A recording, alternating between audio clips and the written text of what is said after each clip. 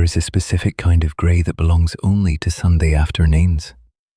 It is not a gloomy grey, but a soft, woolen colour that seems to wrap itself around the house, telling the world that today there is nowhere else you need to be. You are standing on the threshold of the kitchen. Outside, the rain has been falling steadily since dawn, a relentless, rhythmic drumming against the window panes that sounds like a lullaby. The world beyond the glass is blurred and distant, a watercolour painting left out in the rain. Greens and browns melting into one another, but in here, everything is sharp, warm and golden. You step onto the cool linoleum floor. The pattern is familiar, a checkerboard of cream and faded sage green that you have known since you were tall enough to hold onto the counter's edge. The air here is different.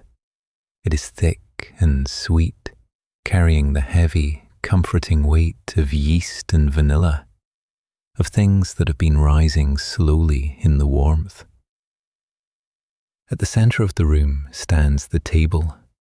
It is solid oak, scarred by decades of family dinners, homework assignments, and hot pans. Sitting there, in the middle of the table, is a heavy ceramic bowl covered with a damp tea towel. It is resting, waiting. Your grandmother is by the stove. She doesn't turn when you enter. She knows the rhythm of your footsteps.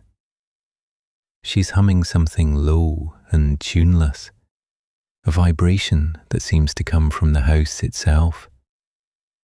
She wears the apron with the blue hydrangeas on it, the strings tied in a loose bow at her back.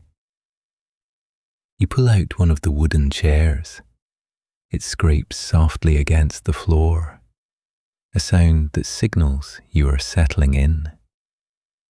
You sit and you let your shoulders drop. The tension of the week, the noise of the city, the endless list of things to do, all of it stays on the other side of the kitchen door. In here, time is measured not in minutes or hours, but in the slow tick-tock of the clock on the wall and the steady bubbling of a pot on the bag burner. Rain lashes against the window above the sink, a sudden gust of wind rattling the frame, but it only makes the warmth inside feel more absolute. The stove is a vintage white enamel beast, radiating a steady heat that reaches your toes. "Tea?" she asks, not really asking, just confirming. She brings the kettle to the boil. The whistle starts as a low wheeze before climbing to a sing-song note, and she silences it with a practiced hand. The water pours into the teapot, dark brown earthenware, round and stout. She swirls it, warming the pot before adding the loose leaves, Earl Grey. The smell of bergamot rises in the steam, bright and citrusy against the backdrop of baking bread. She sets a mug in front of you. It's one of the mismatched ones, cream-coloured with a tiny chip on the rim that your thumb instinctively finds. The tea is amber dark, clouded with a splash of milk. You wrap both hands around the ceramic warmth, letting it seep into your palms. You lift it to your face, breathing in the steam. It clears your mind. You watch her hands. They are dusted with flour, pale white against her skin. She moves to the counter and lifts the cloth from the bowl. The dough has risen, doubling in size, a soft, living pillow of white. She punches it down, a gentle, firm motion, and the dough sighs, releasing a yeasty breath. There is something hypnotic about watching someone who knows exactly what they are doing. There is no recipe card in sight, no frantic checking of oven temperatures, just muscle memory and instinct. She tips the dough out onto the floured wooden board. Thump. She begins to knead. Push, turn, fold. Push, turn, fold. The rhythm is steady, like a heartbeat. You find your own breathing slowing down to match it. Push, turn, fold. The flower drifts in the air like microscopic snow, catching the light from the yellow bulb overhead. The only sounds in the room are the rain, the ticking clock, and the soft shh, shh of dough moving against wood. It is a quiet symphony of safety. You take a sip of tea. It is hot and sweet. You look around the room, letting your eyes rest on the details. The row of glass jars on the shelf filled with dried pasta, lentils, and oats. The calendar on the wall, turned to the wrong month, with notes scribbled in the margins. The magnets on the fridge, holding up photos that have curled at the edges. This room has held you 1,000 times. It has seen scraped knees and broken hearts, celebrations and quiet grieving. And through it all, the stove was warm and the kettle was on. Your grandmother stops kneading.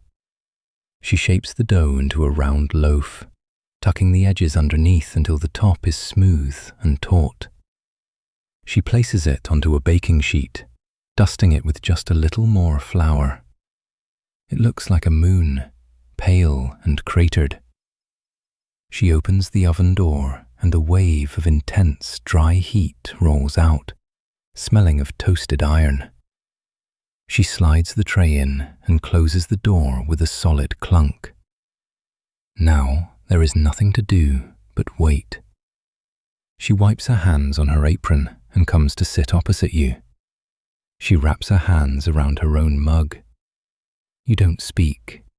You don't need to. The silence between you is comfortable, woven from years of shared Sundays. Outside, the light is beginning to fade. The grey afternoon is deepening into a twilight blue. The rain has softened from a hard drum to a gentle hiss.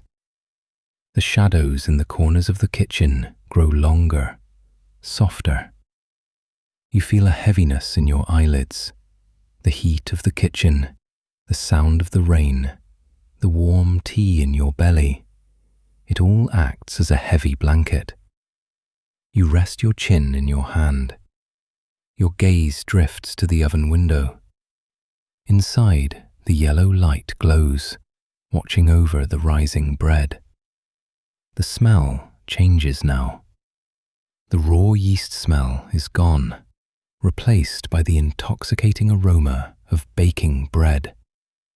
It is a smell that triggers something primal, a deep sense of home. It smells of sustenance, of care, of love. Your eyes drift shut for a moment, just resting them. You can hear the hum of the refrigerator, the click of the thermostat, the rain tapping a finger against the glass. Tap, tap, tap. You are safe here. There are no emails to answer, no alarms set. The world outside can rush and shout all at once. It cannot get past the heavy oak door. You hear the oven door open again. The smell intensifies, rich and toasted. The hollow tap of a fingernail on the crust. She is checking if it's done. A satisfied hum. "Ready?" she whispers. She places the loaf on a wire rack to cool. It crackles softly, the crust contracting as it meets the cooler air. It is a song of its own, a tiny, crisp applause.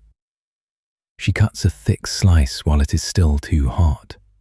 Steam rises from the soft, white crumb. She butters it liberally. The yellow butter melts instantly, disappearing into the pockets of the bread, turning it golden. She slides the plate towards you. You take the slice. It is hot against your fingertips. You take a bite. The crust is crunchy and flaking. The inside is soft as a cloud. It tastes of salt and butter and warmth. It tastes like Sunday. You finish the slice, brushing the crumbs from your fingers. The fullness in your stomach feels grounding. Your chair feels softer now.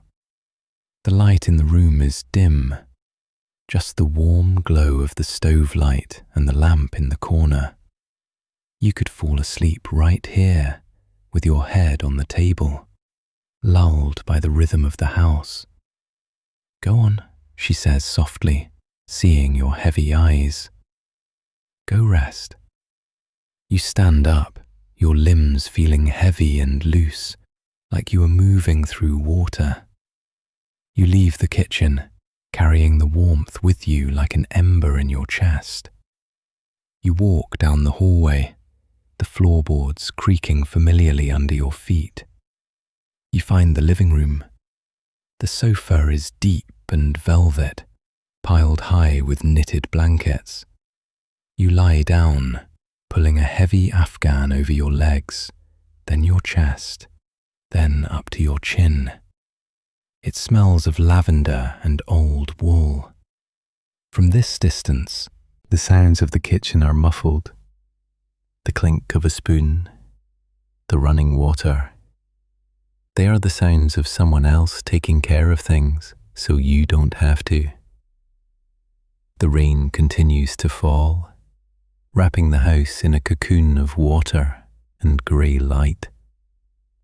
You close your eyes. The image of the golden loaf, the flour dust in the air, the steam rising from the tea, it all swirls in your mind, soft and slow. You sink deeper into the cushions. The world fades. There is only the warmth. There is only the safety. There is only Sunday sleep.